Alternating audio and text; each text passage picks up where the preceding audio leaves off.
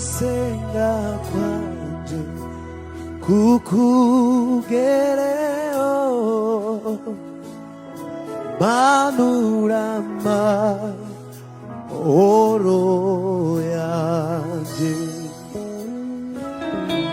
Gusenga kwanje kukugereho,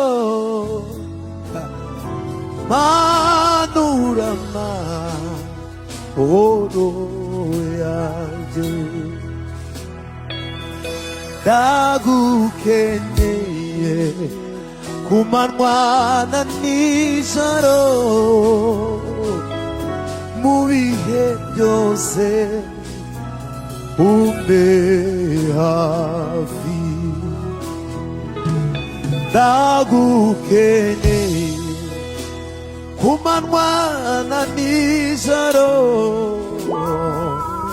mu bihe byose umbe